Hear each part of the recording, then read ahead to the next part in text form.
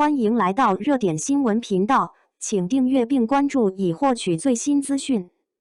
中餐厅9丁禹兮哭了，送摄影师沙琪玛，黄晓明夸他像10年前的自己。你有没有想过，一个演员在综艺节目里能触动多少观众的心弦？丁禹兮做到了。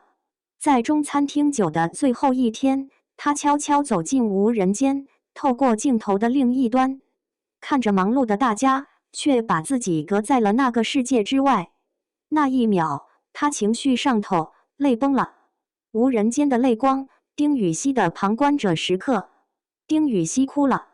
在中餐厅9的镜头外，他哭了。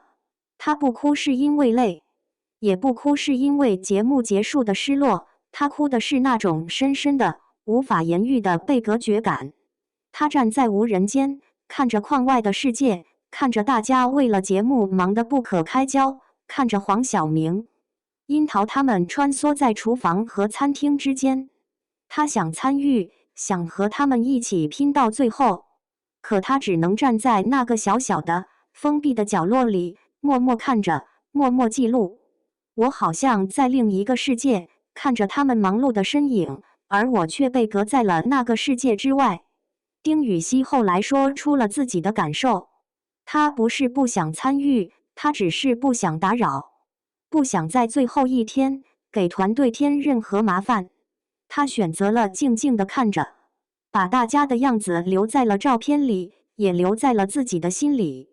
黄晓明的共鸣，丁禹兮的拼劲与热情。黄晓明在告别页上说，他看到丁禹兮，仿佛看到了当初的自己，一样的有拼劲，一样的充满热情，但小明哥谦虚地表示自己不如他做得好。黄晓明对丁禹兮的评价很高，他参加了9季中餐厅，见过形形色色的人，丁禹兮在他眼中依然能脱颖而出。这说明了什么？说明丁禹兮身上有着一种特别的魅力，一种能让前辈都为之动容的魅力。丁禹兮的拼劲体现在他对每一个细节的把控上。他不是那种只会站在镜头前摆酷的演员，他愿意为了节目效果去学习做菜，去和客人沟通，去处理各种突发状况。他的热情体现在他对团队的关心上。他总是第一个到厨房帮忙，最后一个离开。他用他的行动感染着身边的每一个人。一个暖心的举动，丁禹兮的同理心。中餐厅9的摄影组同事分享了一个关于丁禹兮的美谈。有一次，大家没吃上饭，饿得要死。没想到，丁禹兮给他们投喂了沙琪玛和拌面。这个举动看似微不足道，但却体现了丁禹兮的同理心。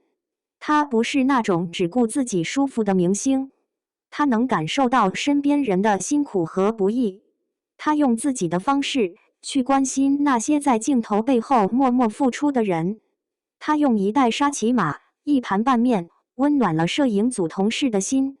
从第1季到现在，黄晓明对中餐厅的心未曾改变，而丁禹兮也用他的努力和真诚，成为了中餐厅舞台上的一道亮丽风景。